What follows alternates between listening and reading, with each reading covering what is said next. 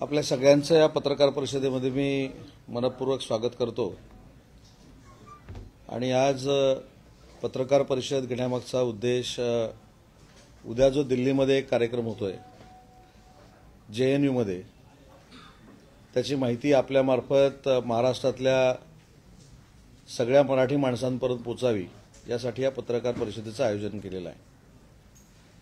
आपल्या सगळ्यांनाच ज्ञात आहे की 2 महिन्यापूर्वी मी स्वतः दिल्लीला असताना JNUमध्ये व्हिजिट केली होती आणि JNUमध्ये व्हिजिट केल्यानंतर तिथल्या कुलगुरूंशी देखील मी चर्चा केली होती। कुलगुरूंशी चर्चा केल्यानंतर एक लक्षात आलं की 16 वर्षापूर्वी महाराष्ट्र शासनानं मराठी अध्यासन केंद्रासाठी 2 कोटी रुपये त्या ठिकाणी जमा केलेले होते आणि त्यांची अजून 3 कोटी रुपयाची मागणी होती आणि मराठी भाषेचा मंत्री म्हणून ते 3 कोटी रुपये देण्याचा आम्ही निर्णय त्याच क्षणी घेतला होता। पण तो निर्णय घेत असताना आम्ही त्यांना विनंती केली होती की त्या मराठी अध्यासन केंद्राचं नाव हे कुसुमाग्रज मराठी अध्यासन केंद्र ठेवावं अशा पद्धतीची मागणी केली होती। त्यांनी ती मान्य केली आणि दुसरी गोष्ट अशी होती की माननीय एकनाथ शिंदे साहेब मुख्यमंत्री असताना त्यांनी 10 कोटी रुपये छत्रपती शिवाजी महाराजांच्या अध्यासन केंद्रासाठी वर्ग केले होते। मला सांगताना आनंद होतोय की उद्या 5 वाजता जवाहरलाल नेहरू युनिव्हर्सिटीमध्ये दिल्लीला कुसुमाग्रजांच्या नावानं मराठी अध्यासन केंद्र सुरू होतंय आणि छत्रपती शिवाजी महाराजांच्या चरित्रावर अभ्यास करण्यासाठी त्यांच्या सगळ्या व्यक्तिमत्वावर अभ्यास करण्यासाठी छत्रपती शिवाजी महाराजांचं अध्यासन केंद्र देखील जवाहरलाल नेहरू युनिव्हर्सिटीमध्ये सुरू करण्याचा जो महाराष्ट्र शासनानं निर्णय घेतला होता त्याचा उद्घाटन सोहळा राज्याचे मुख्यमंत्री देवेंद्रजी फडणवीस साहेब, राज्याचे उपमुख्यमंत्री एकनाथ शिंदे साहेब आणि दुसरे उपमुख्यमंत्री अजितदादा पवार साहेब यांच्या शुभ हस्ते त्या ठिकाणी होतोय। यातली सगळ्यात महत्त्वाची बाब आहे की आपल्या सगळ्यांना माझ्यापेक्षा जवाहरलाल नेहरू युनिव्हर्सिटी काय आहे याची सगळ्यांना कल्पना आहे आणि दिल्लीच्या तख्तावर मराठी भाषेचं अध्यासन केंद्र सुरू करणं हे मराठी माणसाच्या दृष्टीनं अतिशय अभिमानाचं आहे आणि ते पाऊल महायुतीच्या सरकारनं देवेंद्रजी फडणवीस साहेबांच्या नेतृत्वाखाली टाकलेलं आहे। सांगण्याचा मतितार्थ एवढाच आहे की मराठी भाषेचं राजकारण करण्यापेक्षा मराठी भाषेला सातासमुद्रापलीकडे जर नेता येणार असेल, देशाच्या कानाकोपऱ्यामध्ये मराठी पोचवायची असेल तर JNU सारख्या युनिव्हर्सिटीमध्ये अध्यासन केंद्र होणं हे गरजेचं होतं आणि त्या अध्यासन केंद्राचं उद्या उद्घाटन दिल्लीमध्ये मोठ्या समारंभामध्ये होणार आहे। याच्यामध्ये मी तिथल्या कुलगुरू पंडित जे आहेत त्यांना देखील मनापासून धन्यवाद देतो। त्यांनी खरं तर या सगळ्या गोष्टीला मान्यता दिली, JNUमध्ये मला येण्याची संधी दिली आणि JNUमध्ये जात असताना देखील मी माझा अनुभव सांगितला आहे की त्या युनिव्हर्सिटीमध्ये जात असताना पॉलिटिकल लीडरना किती स्वीकारतात हे आपल्या सगळ्यांना माहिती आहे। पण आनंदाची बाब ही ठरली की तिथं गेल्यानंतर महाराष्ट्रातले अनेक मराठी प्राध्यापक मला जवाहरलाल नेहरू युनिव्हर्सिटीमध्ये JNUमध्ये बघायला मिळाले, त्यांचं मराठीप्रती असलेलं प्रेम बघायला मिळालं आणि कुलगुरू जरी म्हणजे याचं उदाहरण मी म्हणून सांगतो, कुलगुरू जरी परराज्यातल्या असल्या तरी देखील त्यांचं मराठीवरचं प्रेम हे त्यांना भेटल्यानंतर माझ्या लक्षात आलं आणि त्यांनी देखील या सगळ्या प्रोसेसमध्ये पुढाकार घेतला। म्हणूनच उद्याचे हे 2 कार्यक्रम महाराष्ट्राच्या मराठी माणसाच्या निमित्तानं ऐतिहासिक ठरणार आहेत। अजून एक तिथे मी निर्णय घेण्याचा प्रयत्न केला होता, त्याच्यामध्ये देखील आम्हाला कदाचित उद्या परवा यश येईल। मी अशी मागणी कुलगुरू मॅडमकडे केली होती, जर JNUमध्ये त्यांनी आम्हाला जमीन दिली तर त्या JNUमध्ये छत्रपती शिवाजी महाराजांचा अश्वारूढ पुतळा हा महाराष्ट्र सरकारच्या माध्यमातून आम्ही उभा करू शकू अशी विनंती केल्यानंतर त्याला देखील त्यांनी तत्वतः मान्यता दिलेली होती। त्याच्यामुळं उद्याचा कार्यक्रम हा महाराष्ट्राच्या दृष्टीनं अतिशय महत्त्वाचा कार्यक्रम आहे। मराठी भाषेवर अचानकपणाने राजकारण करणारे काही जी लोक आहेत त्यांना संदेश देणारा कार्यक्रम आहे की सरकार हे मराठीचं नाव घेऊन फक्त राजकारण करत नाही किंवा दुसऱ्याच्या मराठीच्या काढलेल्या मोर्चामध्ये सामील होत नाही, तर ते पूर्वीपासून मराठीचा आदर करते, मायबोलीचा आदर करते. आणि म्हणूनच महायुतीच्या सरकारनं उद्याचा निर्णय घेऊन मराठी ही दिल्लीच्या तख्तावर आमची आरूढ झालेली आहे हे दाखवण्यासाठी अतिशय महत्त्वाचे हे 2 कार्यक्रम घेतलेत आणि त्याचं उद्घाटन या तिन्ही मान्यवरांच्या हस्ते होणार आहे. 2 कोटी रुपये तुम्ही दिले होते, 3 कोटी रुपयाची आवश्यकता होती. नेमकं कोणाच्या काळात होतं का ते 3 कोटी रुपये देण्यात आले नव्हते?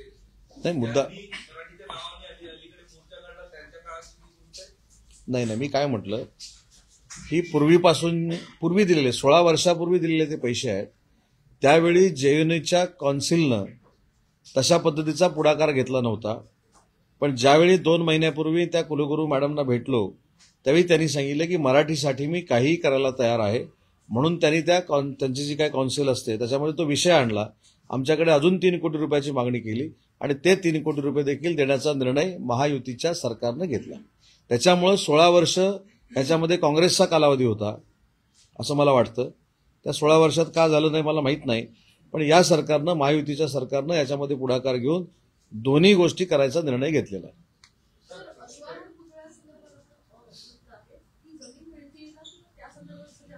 ज्यावेळी मी 2 महिन्यापूर्वी त्यांना भेटलो त्यावेळी कुलगुरूंनी त्याला तत्वता मान्यता दिलेली होती. पुन्हा एकदा आम्ही त्यांच्याकडे त्या पुतळ्यासाठी मागणी करू आणि मला खात्री आहे की छत्रपती शिवाजी महाराजांचा अश्वारूढ पुतळा जेएनयूमध्ये बनवण्यासाठी आम्हाला नक्की ते जागा देतील आणि त्यांनी जर जागा दिली तर त्याला जेवढे पैसे लागतील तेवढे महाराष्ट्र सरकार द्यायला तयार आहे. नाही, अश्वारूढ पुतळ्याला जेवढी लागेल तेवढी. राज्याचे तिन्ही प्रमुख नेते उद्या दिल्लीमध्ये आहेत, त्यामुळे काही राजकीय चर्चा भेटीगाठी सुद्धा होणार आहेत. हे माझ्यापेक्षा चांगलं तेच तिघं सांगू शकतात. सध्या महायुतीतील काही निवडक नेते विरोधकांच्या रडारवर आहेत, वेगवेगळी वक्तव्य येत आहेत, विरोधाभासी वक्तव्य येत आहेत. हे वक्तव्य करत असताना, कुठच्याही घटकाबद्दल वक्तव्य करत असताना त्यांना वेदना होणार नाही तशा पद्धतीची वक्तव्य केली पाहिजेत. आणि ज्यांनी वक्तव्य केली आहेत त्यांचे नेते त्यांच्यावर कारवाई करायची नाही करायची हे ठरवतील.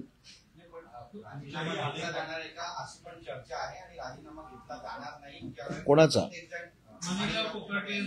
प्रत्येकजण मोबाईलमध्ये सध्या बघण्यामध्ये व्यस्त असतो. असा पण एक सूर जो आहे तो सगळ्या राजकीय नेत्यांचा आहे महायुतीमध्ये. नाही, मुद्दा मोबाईलमध्ये बघण्याचा आहे की बोलण्याचा आहे? बघण्याचा आहे. सगळे प्रत्येकजण व्यस्त असतो अशी चर्चा. माणिकराव कोकाटे यांचं कृषी मंत्री पद मकरंद पाटील यांना देऊन त्यांना मदत करून द्यायचं असं खातेबदल करायचं काय चालू आहे का? एकतर मी एनसीपीत नाही आणि दुसरी महत्वाची गोष्ट की अजितदादांनी मला काही सांगितलेलं नाही. त्याच्यामुळे अजितदादाचं उत्तर ते चांगलं देऊ शकतात. तुमच्याही अनेक मंत्र्यांवरती आरोप केलेले आहेत, तुमच्या अनेक मंत्र्यांवरती आरोप झालेले आहेत. संजय शिरसाट असतील, योगेश शेट्टी असतील, या संदर्भात काही चर्चा झाली? 2 महत्वाच्या गोष्टी आहेत की परवा जो शिवसेनेच्या पदाधिकाऱ्यांचा, आमदारांच्या, खासदारांचा जो मेळावा झाला त्याच्यामध्ये आमचे पक्षाचे सर्वेसर्वा एकनाथ शिंदे साहेबांनी जो काही समज आम्हाला द्यायचा आहे तो योग्य पद्धतीनं दिलेला आहे. बाकीच्या पक्षांचं काही मला माहित नाही. संपूर्ण माहितीतले आमदार आणि मंत्री यांच्या सगळ्या वागण्यावर टीका केलेली आहे. ही छवी खराब करतायत. तर असं वाटतंय का तुम्हाला करतायत काय काही लोक छवी खराब? मी मगाशी त्याचं उत्तर दिलं ना की एखाद्या घटकाला, उदाहरणार्थ शेतकरी आहेत, ज्या शेतकऱ्याच्या जीवावर, ज्या बळीराजाच्या जीवावर आम्ही जेवतो त्या शेतकऱ्यांचा कधीही अपमान होणार नाही, अवमान होणार नाही याची दक्षता प्रत्येक पक्षाने घेतली पाहिजे. त्यांचा अवमान करण्याची कोण भूमिका जर घेत असेल त्याचं समर्थन कोणच करणार नाही. त्याच्यामुळं कोण बोललं आणि काय बोललं याच्यापेक्षा हा नियम सगळ्याच पक्षांना लागू आहे. राज्यपालांनी जे मराठीबाबतचं विधान केलंय की तुम्ही मराठीत म्हणायचं, यापूर्वी भगतसिंग कोश्यारी जे माजी नाही काय बोलले, कुणी मला मारलं तर मी मराठीत बोलायचं का, मराठीत उत्तर देऊ का, असा प्रश्न त्यांनी केला. नाही असं नाही बोलले ते. त्यांच्या वक्तव्याचं मला जे माहिती येते त्यांच्या वक्तव्याचा अर्थ असा होता की कानपाडात मारल्यानंतर मराठी बोलू शकतो का, त्याच्यासाठी मराठी शिकली गेली पाहिजे आणि मराठी शिकायला वेळ दिला पाहिजे. मला जे बरोबर आहे ना, असं त्यांचं आहे. काय होतं की मराठी भाषा आहे ती जशी आपण वळवतो तशी वळते. भगतसिंग कोश्यारींनी काय बोललो होतं हा विषय वेगळा आहे, परंतु या राज्यपाल महोदयांचं अजून एक मी तुम्हाला महत्वाची गोष्ट सांगतो. ज्या ज्या ठिकाणी महाराष्ट्रामध्ये ते कार्यक्रमाला जातात त्यावेळी शक्यतो मराठीतनं भाषण करण्याला सुरुवात करतात आणि ते मराठी शिकण्याचा प्रयत्न करतायत, ही आपल्याला आनंदाची बाब आहे. त्यांनी असा कुठेही उल्लेख केला नाही की कानपाडीत मारल्यानंतर कसं असं त्यांचं म्हणणं असं होतं की मारल्यानंतर मराठी शिकवली जाणार आहे का, तर ती मराठी शिकवली गेली पाहिजे आणि ते शिकायला आम्ही तयार आहोत. आणि त्याचं उदाहरण मी तुम्हाला सांगितलं की राज्यपाल प्रत्येक कार्यक्रमाला गेल्यानंतर मराठीतनं भाषणाची सुरुवात करतात. राजकीय विधान केली जातात राज्यपाल काय केले? इन्व्हेस्टमेंट सफर होईल याच्यामुळे ते वातावरण सध्या महाराष्ट्रात होतं, त्याच्यामुळे इन्व्हेस्टमेंट उद्योगमंत्री आहात, तुमचं यावरती काय मत? त्याच्यामध्ये मी सकाळीच खुलासा केला की महाराष्ट्रामध्ये जे उद्योजक येतात परदेशातले, त्यांना तुम्ही इथे येऊन ताबडतोब पहिलीमध्ये मराठीमध्ये ऍडमिशन घ्या आणि अ आई शिका असं काही कुठेही कोणी सांगितलं नाही. मुद्दा मराठीचा काय आहे की महाराष्ट्रामध्ये जे 30-30, 35-35 वर्ष, 40-40 वर्ष लोक राहत आहेत आणि त्यांना मराठी बोलता येत नाही, त्यांनी मराठी शिकलं पाहिजे. ज्यांचं डोमिसाईल सर्टिफिकेट महाराष्ट्राचं आहे त्यांना मराठी आली पाहिजे. आणि ह्याच्यामध्ये वावगं काय? आणि उद्या जर राज्यपाल महोदय स्वतः मराठी शिकण्याचा प्रयत्न करतायत 6 महिन्यापूर्वी येऊन, तर उद्योजकांना देखील विनंती आहे की तुम्ही आल्यानंतर देखील तुम्हाला शक्य असेल तर मराठी शिका.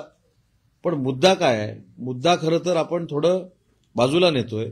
मुद्दा असा आहे की पहिलीपासून हिंदी अनिवार्य आहे की नाही याच्यावर मोठी चर्चा आहे. आणि ती हिंदी अनिवार्य नाही हे सरकारनं अनेक वेळा सांगितलंय. त्याच्यावर डॉक्टर नरेंद्र जाधवांची आता कमिटी नेमलेली आहे. ती कमिटीतनं अहवाल आल्यानंतर पुढची कार्यवाही होईल. या कमिटीचे बाकीचे मेंबर्स निवडले गेलेले आहेत का? त्यांच्या टर्म्स ऑफ रेफरन्स नरेंद्र जाधवांना दिलाय, पण आता 3 महिन्यात हा अहवाल मिळू शकेल का?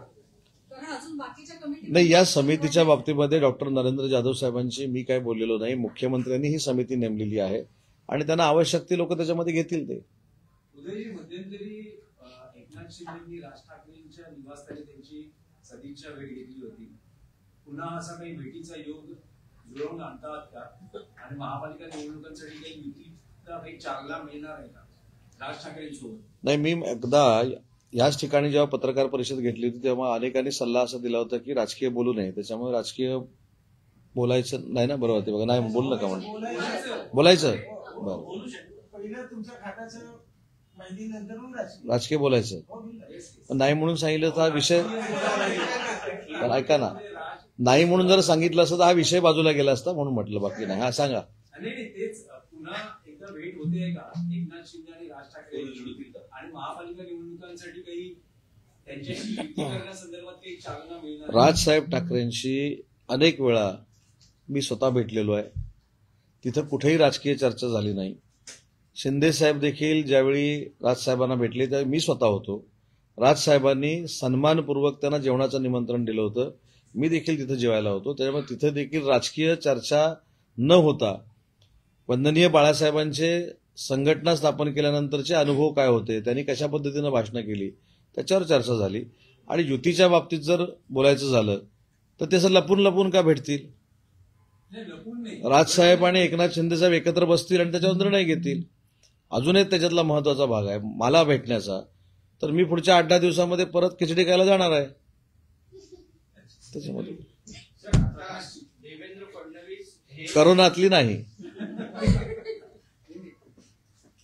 सर्व खात्यांच्या खर्चावर मुख्यमंत्री फडणवीसांचा आता वॉच असणार आहे अशी माहिती समोर येते. काय म्हणून मग काय वाईट आहे त्याच्यात?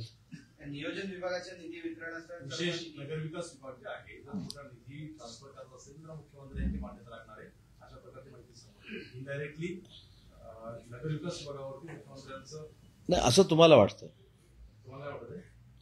कसं आहे, मगाशी सकाळी मला कोणीतरी एक प्रश्न विचारला की असा एक शब्द वापरला की नगरविकास खात्यामध्ये ढवळाढवळ केली.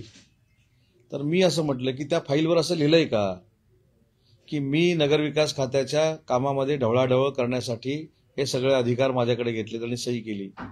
माझं मत एवढंच आहे की तुम्ही जो अर्थ लावाल तो शेवटी पत्रकारितेतला आहे, त्याच्याबद्दल आम्हाला आदर आहे. पण कुठेही मुख्यमंत्री महोदयांनी हस्तक्षेप करण्यासाठी बाकीच्या खात्यांवर वॉच ठेवलाय असं मला अजिबात वाटत नाही. उदयजी, काल देवेंद्र फडणवीस फडणवीस यांच्या वाढदिवसानिमित्त उद्धव ठाकरेंनी त्यांचं अभिष्ट चिंतन करताना कार्यपद्धतीचं विशेष कौतुक केलंय आणि दिल्लीतल्या त्यांच्या एकूण फ्युचर विषयी त्यांना शुभेच्छा दिलेल्या आहेत. शरद पवारांनीही केलेल्या आहे, पण नाही, शरद पवार साहेबांनी जे केलं त्याच्याबद्दल, कारण ते प्रत्येक विरोधातला असू दे, सत्ताधारी असू दे, त्यांना ते पत्र पाठवतात, त्यांच्याशी बोलतात, त्यांच्या वाढदिवसाला त्यांचं कौतुक करतात. हा त्यांचा एक राजकीय प्रवासातला अतिशय महत्वाचा भाग आहे. परंतु युबीटीच्या प्रमुखांबद्दल जे आपण बोललात ते मला असं वाटतं की उशिरा सुचलेलं शहाणपण आहे. कारण विधानसभेच्या अगोदर ह्याला मी संपवून टाकतो, एकतर हा राहील नाही तर मी राहील, आणि बाकीच्या भाषा मी काही बोलत नाही, अशा भाषा वापरल्यानंतर या वाढदिवसाला त्यांना शुभेच्छा दिल्यात. ही आनंदाची बाब आहे, त्याच्याबद्दल काही दुमत असण्याचं काही कारण नाही. पण एवढे जर देवेंद्रजी फडणवीस साहेब चांगले होते, त्यांचं प्रशासन चांगलं होतं, तर त्यांना अडचणीत आणण्याचा का प्रयत्न केला होता, ह्याची उत्तरं देखील महाराष्ट्राला द्यावी लागतील.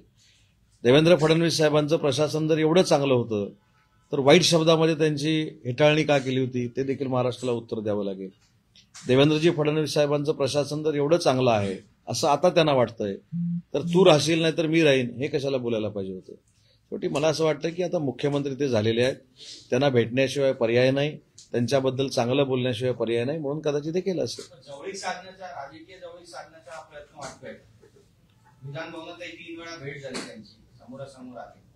त्यानंतर त्यांनी बसायला पण जागा दिली. जेव्हा अंबादास दानवे यांचा सेंटर होता, शेवटचा दिवस होता, त्यांनी सांगितलं तुम्ही या आणि बसा. बसायला जागा दिली म्हणजे युती झाली. चर्चा आहे की राजकीय जवळीक साधण्याचा प्रयत्न आहे.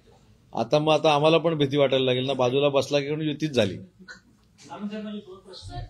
एक चर्नी रोडच्या मराठी भाषा भवनचं काय झालं, आणि तुमच्या काही मंत्र्यांची पीएस अजून दिली. मला असं वाटतं की पीएस असले काय नसले काय, जेएनयूचं अध्यासन केंद्र थांबलं नाही ना, त्याच्यामुळे तो आमच्या प्रशासनाचा भाग आहे. त्याच्यामध्ये काय पीएस असला काय नसला काय, आता मला पीएस नको, पीए नको, मला एकट्यानंच काम करायचं असेल तर कोण ऑब्जेक्शन घेऊ शकत नाही. आणि चर्नी रोडचं काम पावसामुळे थोडं थांबलंय, पण ते काम सुरू झालंय.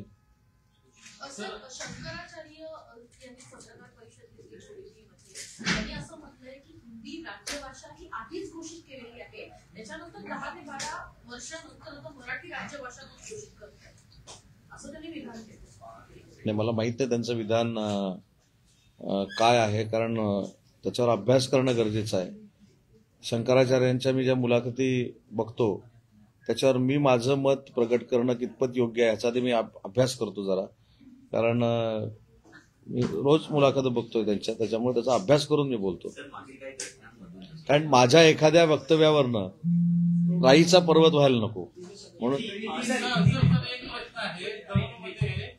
दौंडमध्ये एका कला केंद्रात सत्ताधारी पक्षाच्या आमदाराच्या भावाने गोळीबार केला, एक तरुणी जखमी झाली आहे, पण पोलीस कुठलाही तपास न करता दबावाखाली येऊन प्रकरण धडकत आहे. सत्याचा तमाशा चाललाय का, असं वाटतंय का? काय चाललंय काय राज्यात? मला वाटलं तुम्ही तुमच्यावर सकाळच्या मुलाखतीचा एवढा प्रभाव आहे आणि तुम्ही पण तमाशा बिमाशा बोलायला लागले. काल ते कोटा बोलले, काल काय ते दिल्लीत हमीदाबाई असं बोलले, त्याचा परिणाम बघा किती होतोय. मला असं वाटतं की त्याच्याबद्दलचं एक कार्यकर्ता म्हणून मला जर मत विचारलं आणि असा प्रसंग घडला असेल तर तो मंत्र्याचा भाऊ आहे, आमदाराचा भाऊ आहे, खासदाराचा भाऊ आहे, पोलिसांना बघण्याची आवश्यकता नाही. त्यानं जर वेपनमधनं फायर केलं असेल आणि तरुणी जखमी झाली असेल, पोलीस कारवाई झाली पाहिजे त्याच्यावर. हे पोलीस कारवाई करत नसतील तर त्या पद्धतीमध्ये त्यांचे जे वरिष्ठ पोलीस अधिकारी आहेत त्याच्यामध्ये लक्ष घालतील. सर, हमेशा विवादों से घिरा रहा है जेएनयू, लेकिन जेएनयू में कल मुख्यमंत्री, दोनों मुख्यमंत्री आप खुद जाने वाले हैं, क्या कार्यक्रम? मेरे ख्याल से सहकारी लोगों को मालूम है कि 2 महीने पहले मैं खुद जेएनयू के कैंपस में गया था और वहां मैंने वहां के जो कुलगुरु है उनसे विनती की थी, वहां एक मराठी भाषा का अध्यासन केंद्र हो. उसके लिए जो 3 करोड़ रुपए लगने वाले थे वो भी हम मराठी भाषा डिपार्टमेंट की तरफ से दे रहे हैं. और जो 10 करोड़ रुपए माननीय एकनाथ शिंदे साहब ने दिए थे, उसका छत्रपति शिवाजी महाराज जी के नाम से जो अध्यासन केंद्र है वो भी कल शुरू होने वाला है और उसका इनॉग्रेशन माननीय मुख्यमंत्री एकनाथ जी शिंदे साहब और माननीय दोनों उप मुख्यमंत्री इनके हाथ से होने वाला है और ये फंक्शन बहुत बड़ा है। सर यूडी डिपार्टमेंट हो या अन्य विभाग हो, उनमें से जो फंड एलोकेशन होगा उस पर अब लगाम लगाई जाएगी और सीएम के अनुमति के बगैर नहीं, ऐसी कुछ भी बात नहीं है। तीनों में बॉन्डिंग बहुत अच्छा है। माननीय देवेंद्र जी फडणवीस, माननीय एकनाथ शिंदे साहब और अजित दादा अच्छी तरह से समन्वय से काम कर रहे हैं।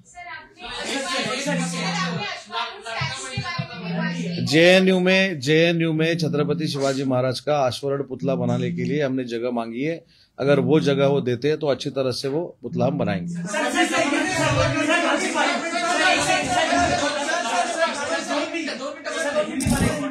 सर क्योंकि राज्यपाल कह रहे हैं कि निवेश जो है मुंबई और महाराष्ट्र में वो सफल होगा, अगर मराठी भाषा का आग्रह करेंगे तो आपकी क्या प्रतिक्रिया है? प्रेसमध्ये काय म्हणतात कळतो प्रेसमध्ये हाँ सर मराठी भाषा को लेकर राज्यपाल का जिस तरह से बयान है, आपके दोनों डिपार्टमेंट इंपॉर्टेंट हो जाते हैं क्योंकि उनका कहना है कि अगर इस तरह की घटनाएं होती नहीं तो इंडस्ट्रीज नहीं आएंगी राज्य में, क्या कहते हैं?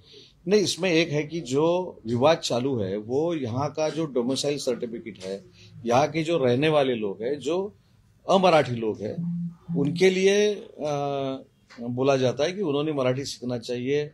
और जो मसला मराठी भाषा अनिवार्य, हिंदी भाषा अनिवार्य, इंग्रजी भाषा अनिवार्य, इसके मामले में है। और जो डॉक्टर माशेलकर साहब का अहवाल बना था वो जिन्होंने स्वीकार किया, उसमें स्पेसिफिकली ऐसा लिखा है कि पहली कक्षा से 12th कक्षा तक मराठी, इंग्रजी और हिंदी ये कंपलसरी करना चाहिए। और वो जो अहवाल था, वो जो बनाया हुआ अहवाल था, वो किसने एक्सेप्ट किया है? तत्कालीन मुख्यमंत्री यूबीटी के जो पक्ष प्रमुख थे उन्होंने एक्सेप्ट किया है। और अभी वो भी इसमें आगे भी मराठी अनिवार्य होनी चाहिए, हिंदी अनिवार्य नहीं होनी चाहिए। तो हिंदी अनिवार्य होने का अहवाल ही उन्होंने स्वीकारा है, उसके ऊपर विवाद है। जो इंडस्ट्रियलिस्ट आता है, अगर वो अंग्रेजी में बोलना चाहता है इंग्रेजी में बोलेगा, वो उसमें कुछ दिक्कत नहीं है। जो महाराष्ट्र में रह रहे हैं, महाराष्ट्र में नौकरी कर रहे हैं, महाराष्ट्र में बिजनेस कर रहे हैं, इसलिए उन्होंने ये विवाद का रूप है, ये इंडस्ट्रियलिस्ट के लिए नहीं है। सर राजनीतिक गलियारों में जिस तरह से लगातार विवाद होते हैं कि महायुति में सब कुछ ठीक नहीं चल रहा, फिर से एक बार कहा जा रहा है कि नगर विकास मंत्रालय को कंट्रोल करने के लिए मैंने बोला ना, सब कुछ ठीक ठाक है, डोंट वरी। योगेश कदम जी का चर्चा सर योगेश कदम को जिस तरह से टारगेट किया जा रहा है या आरोप हो रहे हैं, इस बारे में आप उनके पार्टी के मंत्री हो, आपका क्या कहना है? क्या नहीं, उसमें क्या है, अनिल परब साहब ने जो बोला था कि वो इंक्वायरी के लिए कागज मुख्यमंत्री महोदय के पास देंगे और उसकी इंक्वायरी मुख्यमंत्री महोदय करेंगे, उसमें क्या है? सर मुख्यमंत्री अभी अब कूद पड़ी है इस मामले में, उनका कहना है कि वो भी कोर्ट में जाएंगे इसके खिलाफ, और एक मंत्री का बार अगर है तो ये बहुत ही आपत्तिजनक है। नहीं, इसमें अनिल परब साहब ने जो कुछ हाउस में और बाहर प्रेस कॉन्फ्रेंस ली है, उन्होंने ऐसे बोला है कि वो खुद सीएम साहब से मिलेंगे और शिंदे साहब के साथ भी मिलेंगे। तो वो दोनों लीडर है, वो उसके बारे में जो निर्णय लेंगे वो फायनल रहेगा। योगेश कदम टार्गेट केलं जातं असं वाटतंय तुम्हाला? कारण ज्या पद्धतीने आता मुख्यमंत्री का जन्मदिन था, जिस तरह से जन्मदिन पर शरद पवार साहब या फिर उद्धव ठाकरे दोनों ने बधाई दी, दोनों तारीफों के कुर्बान, किस तरह से देखा? नहीं, शरद पवार साहब का मैं समझ सकता हूँ, लेकिन उनका जो है वो देर है दुरुस्त है, और क्या। ज्या पद्धतीने अधिवेशनात असेल संजय शिरसाटांवरती आरोप झाले, त्याच्यानंतर आता योगेश कदम, त्याच्यानंतर कोकाटे साहेब, राज्यातले जे मंत्री आहे, कॅबिनेट मंत्री, हे वेगवेगळ्या विवादात विधानं करतात आणि त्याच्यातून वादविवाद निर्माण होतात, याच्याकडे कसं बघताय? या बाबतीत शिवसेनेचे आमचे मुख्य नेते, आमचे सर्व एकनाथ शिंदे साहेबांनी आम्हाला सगळ्यांना समज दिलेला आहे। विधानसभेमध्ये जी काही मारामारी झाली त्याच्या बाबतीत देवेंद्रजींनी दोन्ही पार्टींना समज दिलेला आहे आणि स्वतः आज अजितदादांनी सांगितलेलं आहे की मी देखील कोकाटे साहेबांशी बोलणार आहे। त्याच्यामुळे मला असं वाटतं की या सगळ्या ज्या काही गोष्टी आहेत या तिन्ही नेते मंडळींनी अतिशय गांभीर्याने घेतलेल्या आहेत। आम्ही घेतली, बाकीच्यांचं माहित नाही। स्थानिक स्वराज्य महापालिका जनतेच्या निवडणुकानंतर लाडक्या बहिणीचे निकष बदलले जातील असं बोललं जातंय। कोण बोललं? चर्चा आहे सगळे विरोधक म्हणतात चर्चा आणि बंद होईल कदाचित. नाही मी तुम्हाला तुमच्या वास्तूमध्ये येऊन सांगतो की मुख्यमंत्री माझी लाडकी बहीण योजना ही कधीही बंद होणार नाही. निकष काय? निकषाची तपासणी आम्ही केली ना. अनावधानानं ज्या माझ्या महिला भगिनीनं 4 व्हीलर असताना भरलेला आहे, इन्कम टॅक्सचे रिटर्न्स भरताना फॉर्म भरलेला आहे, त्यांची फक्त कमी झाली. बाकी सगळ्यांना आहे तशी मुख्यमंत्री माझी लाडकी बहीण योजना ही सुरू राहणार आहे. त्याची कुठे चर्चा पण नाही आणि तुम्ही पण कुठे चर्चा करू नका.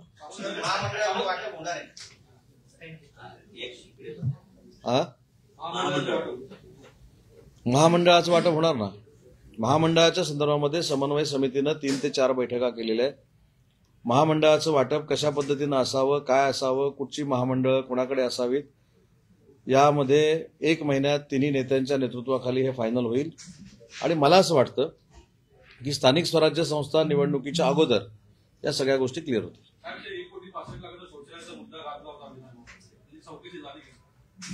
4 दिवसात चौकशी कशी होईल? त्याच्यामध्ये मी एवढंच सांगितलं होतं, पुन्हा एकदा रिपीट करतो. 1,75,00,000 शौचालय हे बांधण्याचा तो निर्णय होता, त्याला आपण स्थगिती दिली. आणि त्याच्यावर मी बोलताना आर पाटील साहेबांच्या एका भाषणाची मी आठवण करून दिली होती.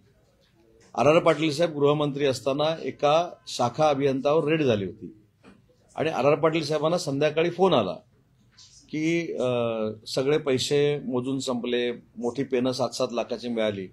आणि आश्चर्यकारक असं सांगण्यात आलं की त्याचा कमोड जो आहे तो सोन्याचा आहे.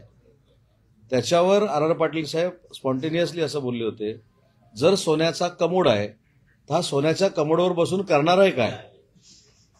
तर मला ती आठवण झाली आणि म्हणून मी 1,75,00,000 शौचालयाची चौकशी लावली. धन्यवाद.